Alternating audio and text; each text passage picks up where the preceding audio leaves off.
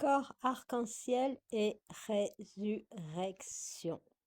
La dissolution du corps dans le Dzogchen et le christianisme ancien.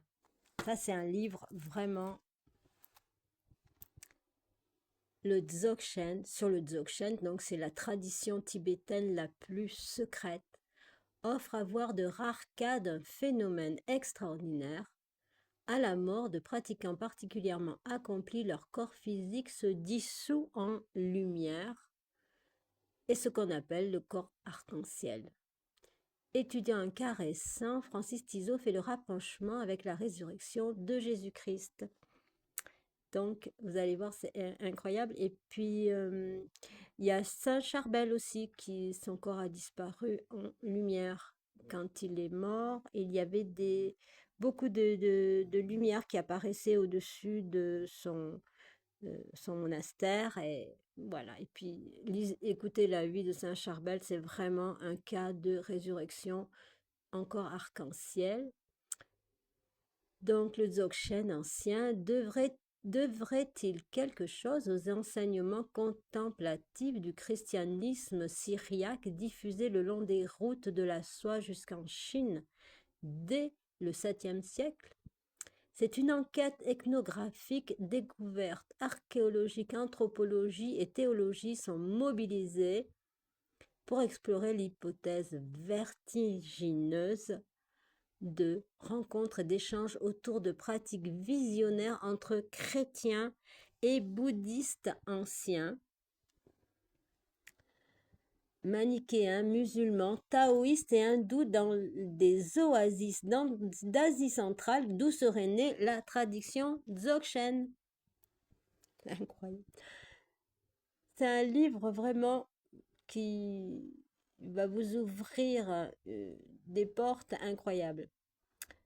Donc, ce livre unique, foisonnant et érudit bouleverse les cloisonnements traditionnels et œuvre de nouvelles perspectives, tant sur l'histoire des religions qu'à propos des pratiques spirituelles les plus élevées. La mort n'est peut-être pas la fin de toute chose, mais la lumière qui revient à la lumière. Alors, je vais vous montrer le sommaire pour vous donner envie de vous le procurer. Le sommaire, donc, c'est... Alors, hop, voilà. Il y a l'introduction, il y a la vie et mort de Khenpo Asho. Donc, c'est ce moine qui a réalisé le corps d'arc-en-ciel. Il y a le développement récent du Dzogchen, où on vous explique ce que c'est cette tradition Dzogchen. C'est la voie de l'unité. Il y a le chapitre sur le développement donc récent du Dzogchen et ensuite, alors ça passe au chapitre de l'Égypte à la Chine, la trajectoire évagrienne dans les églises syriaques. Je ne connaissais pas et j'ai fait connaissance avec ces pères syriaques du début. Eh bien, c'est incroyable. Enfin, j'arrête pas d'utiliser le mot incroyable. C'est magnifique. Ensuite, alors, la cerise sur le gâteau, les sutras de Jésus, l'église d'Orient en Chine. Puis, alors ça, je ferai sûrement une vidéo là-dessus sur les sutras de Jésus.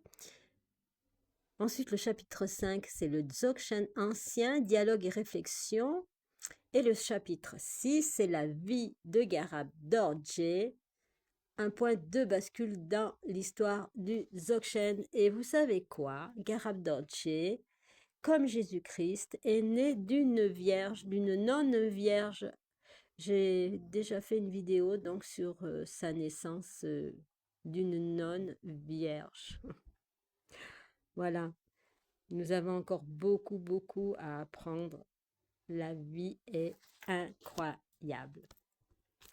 Allez, bonne lecture et puis vraiment, il y a des livres comme ça qu'on ne peut pas, dont on ne peut pas se passer quand on rentre sur un chemin bouddhiste et sur un chemin des chrétiens. L'évangile de Thomas, les paroles de Jésus-Christ, nous montrent que Jésus était un grand maître dzogchen. Voilà, tout est dit. À bientôt pour une lecture beaucoup plus approfondie de ces livres.